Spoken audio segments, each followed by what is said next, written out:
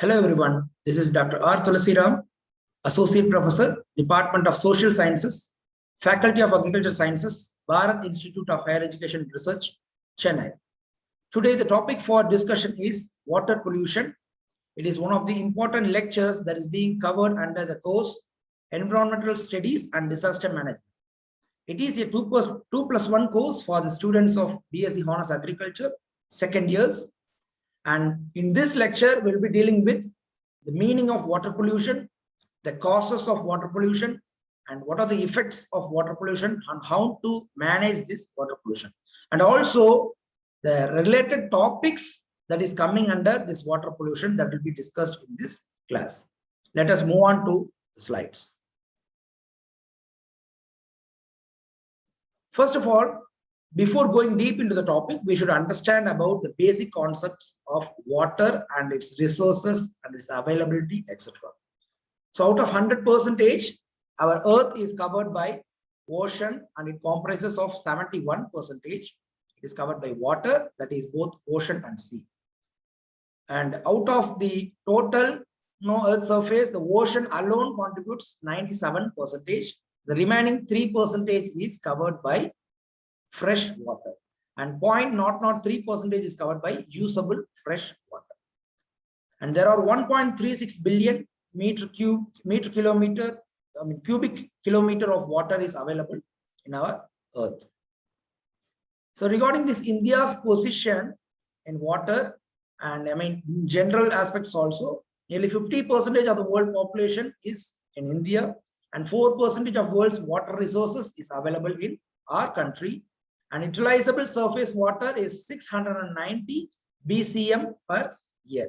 BCM in the sense it is the unit of water availability, that is billion cubic meter. And replenishable groundwater is 432 billion cubic meter every year. And there are total of 1,132 billion cubic meter of water available every year. And this is the scenario and this is the current position that we need to tell our people, our population, human beings. They need to know about these things. So accordingly, they can use and utilize the water resources. And when you compare this water availability and utilization with different sectors, the sector-wise water utilization pattern, when you take different sectors, that is power, industries, domestic sectors and agriculture, domestic in the sense, the general household usage, that is municipality or corporation of a particular region. When you compare these data, agriculture alone, the utilization of water is more there, followed by municipality, corporation, and followed by industries, and then water and by other sources. So as I told you in the previous slide, out of all these industries, agriculture area where the water is being utilized more, nearly 89%, followed by municipality with 8% and industry with 2% and other with 1%. Right. So this slide shows the water availability in India when compared to world. Right. So as compared to world, the water availability in India is keep on decreasing. Right. So you can see the scenario from 1955, and it has decreased substantially during 2011, and within a matter of 14 years, again it will decrease by 2025 and 2050. The water availability that will come down below 1,000. Okay, the water availability will definitely come below 1,000. Right. So this is just a general statistics details that tells the water availability in world and as well as the India. The scenario of India, when you see this, it is really unbelievable. Right, nearly 4% of share of water resources are available in India, and out of the global land area, 2.4% share is here, and 70% share of world population is being shared, and 1545 cubic meters of water availability is present here. Out of the world, India ranks 132 in water availability, and regarding the water quality, India ranks 122. Okay, I heard something about this water quality when I was talking with one of my friends who is residing right now at Canada. Even the Canada tap water, the quality is much better than India's drinking water. If this is found to be so pity, but we need to think of it where we are now. And you can see the water scarcity among the Indian population for the past 2 decades, that is 20 years, it has been increasing. Water scarcity, it has been increasing. There are many drought areas. I mean, even many of the people, they don't have access for the basic purposes, okay, for which they need water. Mandatory, even though it is mandatory for some of the purposes, for which also they don't get access to water. So this is the present scenario that exists in our country, right? So this is just a basic details about the water availability and water scenario in our country, India, when compared to other world countries. Then what is pollution? So this water pollution occurs when harmful substance, any of the harmful substance, it may be a chemical or microorganisms which contaminates a stream, that is Odai. In Tamil, it is called as Odai, the stream, that is a running water, river, lake, ocean, aquifer, or other body of water. When it gets contaminated, you can call it as water pollution. And what it does, it spoils the water quality and renders toxicity to humans or the environment. Okay, the human beings who are living in this environment, they are prone to some diseases because of using this polluted water for their day-to-day purposes. So this is the definition of water pollution and meaning of water pollution. Right. So one of the major causes that you can tell for water pollution is the industrial effluents, the discharges that is coming out of industries as an effluent. So you have n number of industries. Those industries, they want water as a base material, because for many of the processes that is happening inside an industry, the basic raw material that is required to run those processes is water. So without water, you cannot do anything. When you use water for any processing work, the discharged waste, that will be in the form of liquid, that is water.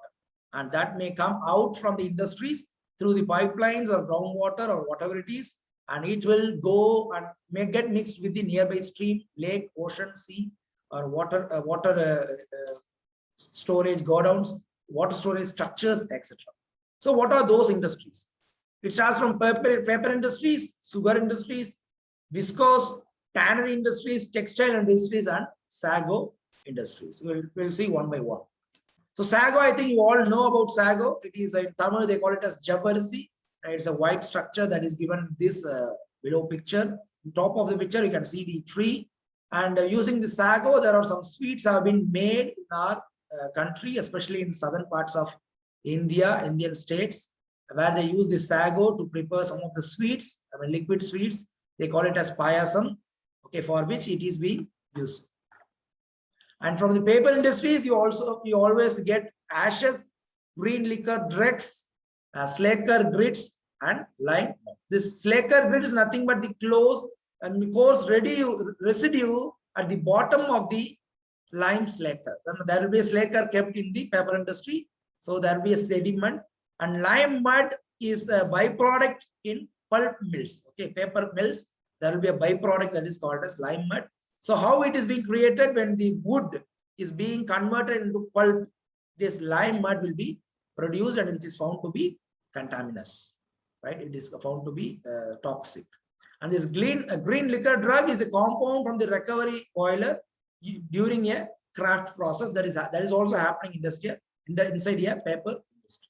Next one is sugar industry, where you get pressed mud, bagasse fly ash, sugar cane thrash, sugar beet mud, sugar beet pulp, molasses, etc. So what happens? These wastes, if stored in open fields, causes contamination in the environment and may cause several diseases in public health. And you can see in this picture, it is the sugar bagasse, that is the wastage that is coming out of the sugar industry after the processing work.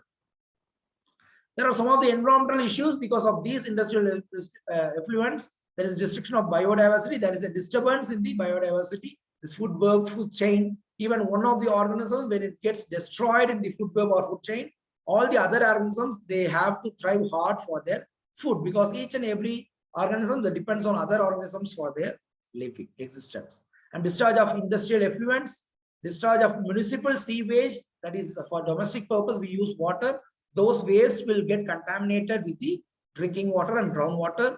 And other environmental issues due to agriculture sector, where we use pesticides, fertilizers, etc. All these things are mostly chemicals, unless otherwise it is tend to be organic. So all these chemicals will get contaminated with the water, nearby water, due to the rainwater runoff. And these, during the rainwater runoff, these pesticides, chemical contents will go along with this running water, and that will ultimately leach water, which is found to be good. And soon these waters will get contaminated because of the these chemicals. So these are some of the environmental issues. So what are the impacts this environmental degradation causes? It causes surface water pollution and also groundwater pollution. It causes the degradation of land. It also causes the yield to get reduced, and it ultimately causes some health problems, severe health problems to the human beings.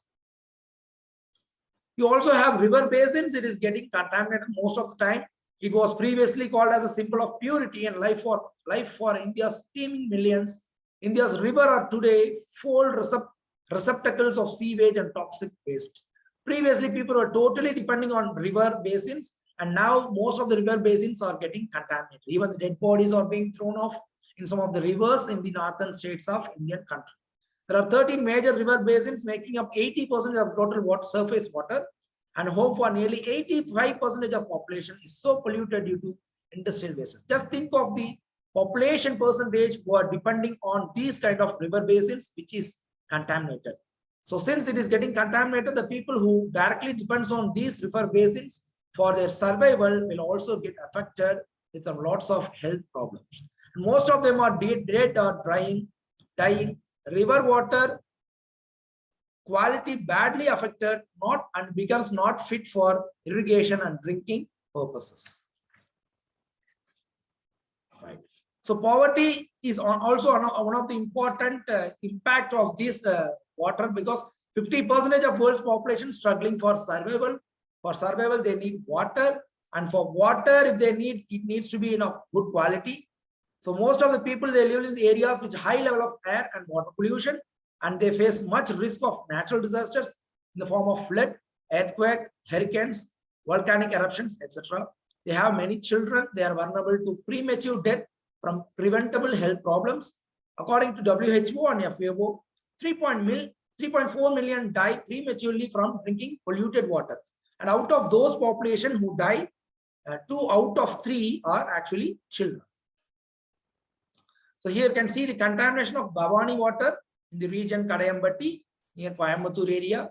And you can also see the sewage water getting entered into the Bhavani river at Mettupalayam area, which is also present near the region Coimbatore in Tamil Nadu, India. Right. Some of the other sources of water pollution that we will deal now. Right. So first one is the point sources. There is single identifiable source that discharge pollutants at specific locations through anything, pipe, ditches or sewers into bodies of surface water. Right. Through these medium, these contaminations are getting transmitted to the water structures. Some of the examples for these discharge pollutants are factories that is running in our country, sewage treatment plants, that is we treat sewage and we want to make it a better water for usage. Underground mines, it also discharges some waste pollutants in the form of water, and tankers. These are some of the examples for point sources. The second source is non-point sources, that is the large or dispersed land areas such as crop streets, lawns that discharge pollutants by runoff, the running water, subsurface flow or deposition from the atmosphere into the environment. And from the atmosphere, of course, there will be acid deposition, and there may be chemical and fertilizer runoff from the crop area. So when the water is being discharged from one area to another, these chemicals that is present in the cropping area that will go along with this water and will reach another water surface. So some of the major categories of water pollutants that we will be dealing now. The first one is infectious agents. Examples: worms, bacteria, viruses, protozoa, and parasitic worms. And sources: human and animal wastes, and the effects that it causes is diseases.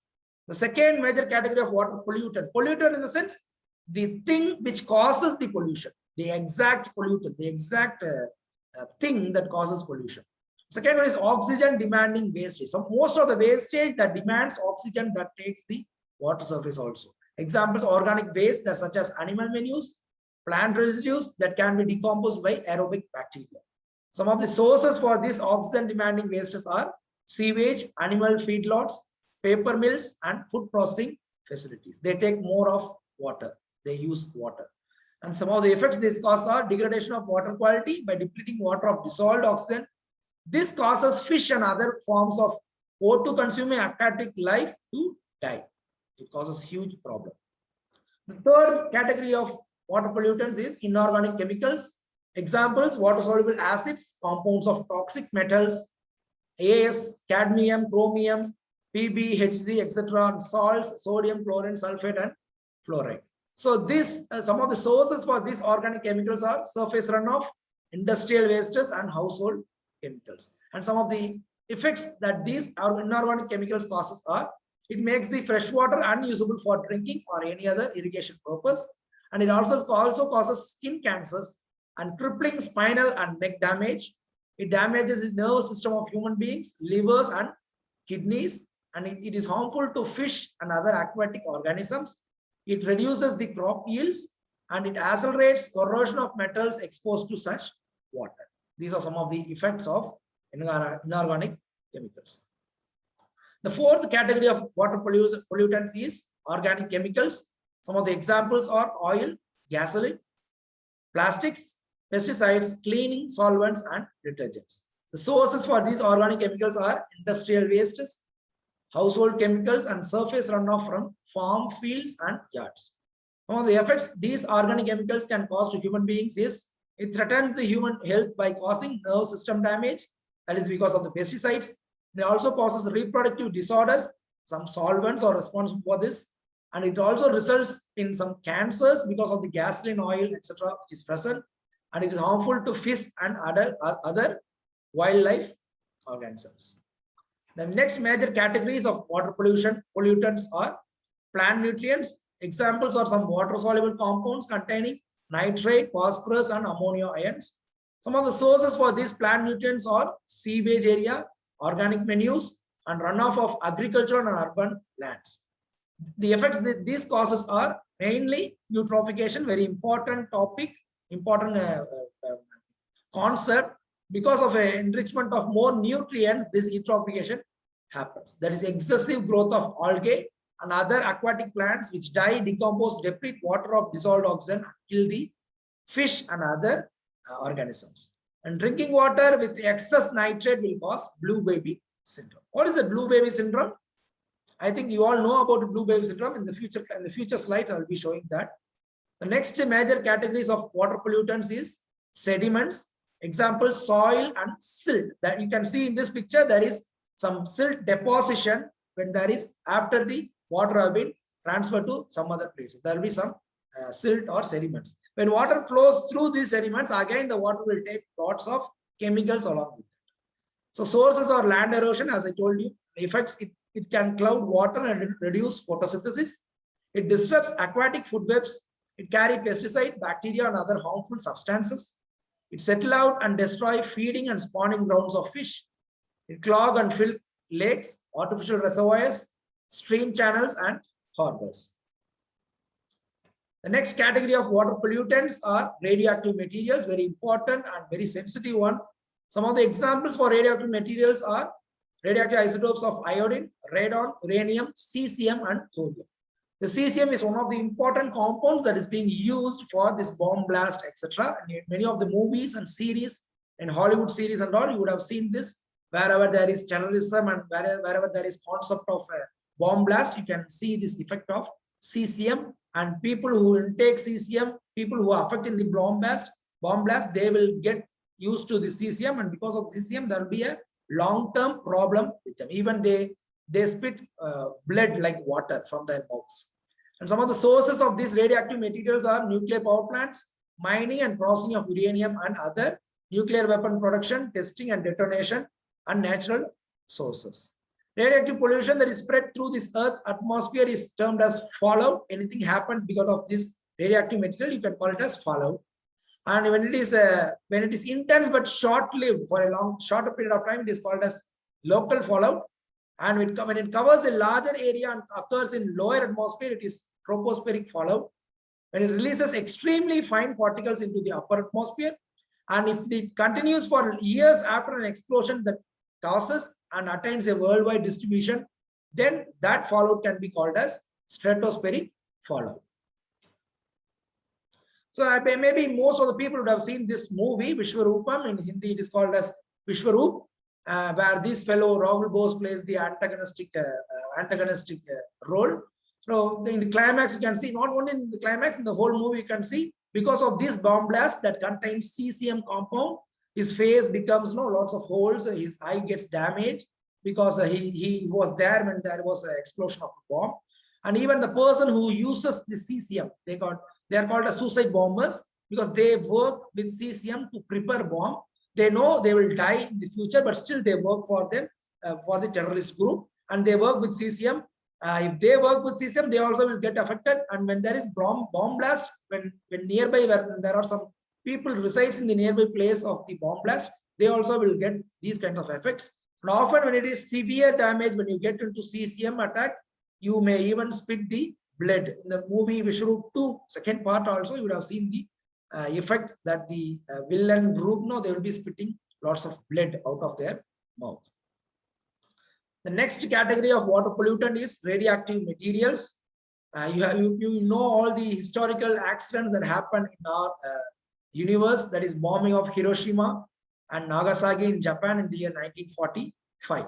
And there has been one more effect, that was a Chernobyl nuclear accident in Ukraine in the year April 1986. So this Chernobyl that causes a severe damage, as I said in one of the slides.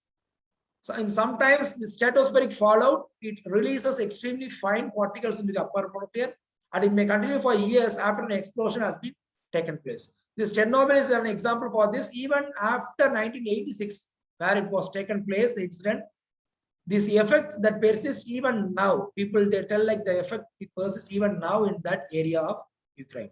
So that is the impact that these incidents have created because of the heavy radioactive materials that is present in the bombs. And what are the effects that these things causes? It causes genetic mutations. There you can see the limbs and broken bones. The hands will be differently abled, legs will be differently twisted, and there will be some miscarriages. Many children will before born, it gets damaged, it dies, and there will be some birth defects. Even though the babies are born, it will born with some defects, heavy defects. And there are certain cancers also that has been caused by these radioactive materials that is being emitted into the atmosphere during any historical, any bombing incidents in our area. So here you can see, as I told you, some of the genetic mutations that are also caused by these incidents, nuclear radioactive accident incidents. You can see the cow, the face is getting displaced, and goat, the whole body is getting twisted, and you can see a boy with a very heavy head and with very small sized legs and body, and also hands. And even you can see some of the goat, donkeys also, many of the times they will born with two heads. These are some of the genetic mutations that is being caused by the radioactive materials. Next category of water pollutant is heat, that is thermal pollution. Right? Any excessive heat added to the environment that causes problem for biotic life is called as thermal pollution. So some of the sources for this thermal water pollution is the heat is water cooling of electric power plants and some type of industrial plants, where they take water and they release some hot water, and that will get mixed with the ocean and seas. And when the temperature of these ocean and seas, when it gets more and more, so it creates some thermal shock for the living organisms inside the ocean, water bodies. So 1 megawatt nuclear power plant requires 1.3 billion gallons of cooling water each day. So when water is getting cooled every now and then, it will release more of hot water outside. During the process, the temperature of the water used increased by 17 degrees Celsius during the cooling process. When the water is being used for the cooling process, the temperature of water is getting increased by 17 degrees. After this process are getting over, this water which has been increased in temperature, that will be emitted to the nearby water structures. So what it causes, this heat, it affects, it lowers the oxygen levels and makes aquatic organisms more vulnerable to disease. Now, they will not get direct diseases, but it becomes more susceptible, it becomes more weakened, so that these organisms are prone to diseases, parasites, and toxic chemicals because of the thermal shock. As I told you, thermal shock is nothing but there has been a sudden increase in the temperature of the water in which these biotic organisms are living in. And it also affects the lifespan, morphology, food assimilation, reproduction, and respiration of these biotic living organisms. And it alters ionic balance and results toxicities and deficiencies in the human beings. In the biotic organisms. It affects nutrient cycling also. So another concept that comes in water pollution is biomagnification. As the name itself indicates, something is getting magnified in size. What is that? The organism that is DDT, which is present in water, that is diphenyl trichloroethane, which is found to be highly contaminous. It will be present in water at 0.000003 ppm or 3 ppt. So when it is dissolved in water, some of the small organisms, zooplankton, that will intake these organisms, DDT, and these organisms will then biomagnify into a larger organisms, that is 0.004 ppm. And these organisms will be eaten by very small fishes, that is minnows, and it becomes 0.5 ppm in size. And when these 0.5 ppm size organisms will be taken by the large living fish in the biotic environment, the ocean or seas, that is needlefish that we call it as, this DDT will become biomagnified again, and it will get increased in size by 2 ppm. And when these needlefish are taken by some of their predators, that is ospreys, that is fish eating birds, and this compound will again biomagnify into 25 ppm. So this is the way in which the smaller amount of contamination or chemicals which is present in the water bodies, that will get biomagnified, and it keeps on biomagnified and reaches the other person or organism in the food chain, and it gets keep on increasing. The contamination is keep on increasing. And when these birds, when they give their waste in some of the areas, and when there is rainwater, and these wastages will again go to the water surface. So this DDT that is taken from these birds and other organisms, that will again get contaminated with the water bodies. And when that water is consumed as such by the human beings, these DDT and other chemicals that will go inside their body, and that may ultimately cause some heavy health diseases and syndromes to the living organisms. So as I told you, in that picture, it was clearly explained. It is the bioaccumulation of a substance up the food chain by transfer of residues of the substance in smaller organisms that are food for larger organisms in the chain. So it is there in the small organisms, and when the small organisms are taken by the larger organisms, when they eat it, it gets biomagnified. It generally refers to the sequence of processes that results in the higher concentrations in organisms and higher levels in the food chain. These processes results in an organism having higher concentration of substance that is present in the organism's food. Biomagnification can result in higher concentrations of the substance than would be expected if water were the only exposure mechanism. Accumulation of a substance only through contact with water is known as bioconcentration. So some of the other water pollution effects are nitrate pollution, phosphorus pollution, excess nitrogens that sometimes causes methemoglobinemia that I already told you. There is blue baby syndrome caused in the babies. That is this syndrome which affects the infant. They are born with a congenital heart defect. The defect prevents oxygen-rich blood from circulating into the body, and which gives the infant, that is children, with a skin of bluish tint. And because of this bluish tint, they are called as blue baby syndrome. And regarding this eutrophication, as I told you, the excess of nutrient content in the water bodies, when it is, according to that unit of eutrophication, it is being divided into different categories. That is a microgram per liter. It is the unit of eutrophication. When it is greater than 10, 10 to 20, 35, 30, 35 to 100, and more than 100, you can call it as oligotrophic or mesotrophic, eutrophic or hypertrophic. When it is more than 100, you can call eutrophication as hypertrophic. That is extreme level of trophic, just when compared to the oligotrophic, which is the least effect of eutrophication. It increases the primary production of algae and macrophytes. It reduces the water clarity. There is a replacement of submerged macrophytes by phytoplankton. It increases dominance by blue-green algae. It forms surface algal blooms and produces algal toxins. And eutrophication increases the food production by increased PP. And it increases the respiratory demand for dissolved oxygen. It increased deoxygenation in deep water. It increases the potential for fish kills. It declines fish species numbers that are intolerant of low oxygen level. That is, they cannot tolerate low oxygen level. So those fish will die and reduce biodiversity to all trophic level. So when you go for water treatment, it also costs heavy because they need to require to remove algae from water, taste and odor problems caused by algae and macrophytes, production and release of algal toxins, which is found to be a threat for human and animal health. It causes damage to recreation potential and amenity, reduces the valuation of shoreline properties. So some of the control measures that we can take for water pollutants are public awareness. That is the most important thing that we need to create among human beings by using various campaigns, mass media, radio, televisions, audio speakers, etc. And we should ban on indiscriminate disposal of industrial waste, and that need to be regulated.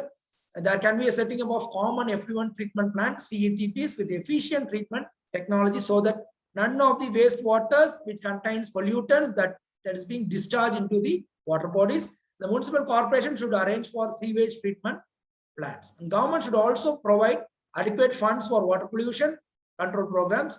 Provision of proper drainage system also have to be provided. There has to be collection and disposal of solid waste and composting facility. Orthodox religious faith and also we need to educate the public, and there has to be lots of laws that has to be enforced into the region. And with this, you can see it is so famous in the last year in Delhi region, where the Ganga river is being polluted, contaminated heavily because of the phosphate content. People, without knowing the effect of ill effect of these things, they were even taking selfies out of which. And you can see this white color foam that has been deposited in the Ganga river last year. It is only because of the high phosphate content. And of course, there will be lots of disruptions or disturbances in the food chain also. Not only the human beings are getting affected by these harmful pollutants in the form of chemicals, but also the food chain inside the aquatic region, where the aquatic living organisms are also getting affected. As I told you, when the small fish are getting affected, that will be eaten up by this large fish. Again, the large will be eaten up by the sharks and all.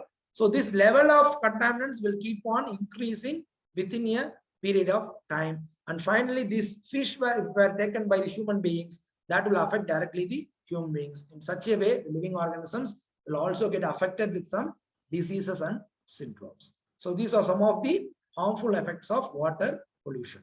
So in this lecture, we were talking about the definition of water pollution and what are the different sources of water pollution: organic chemicals, sediments, radioactive materials, thermal pollution, then biomagnification, eutrophication, some of the other effects of eutrophication, and control measures, what we can go for to control this water pollution.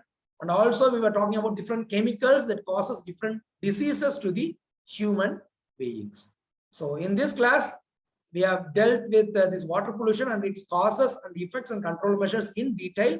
I hope you all enjoyed this lecture. We all will meet again in the future course of time with some other interesting lecture. Until then, it is bye from Tulasi Ram. Thank you.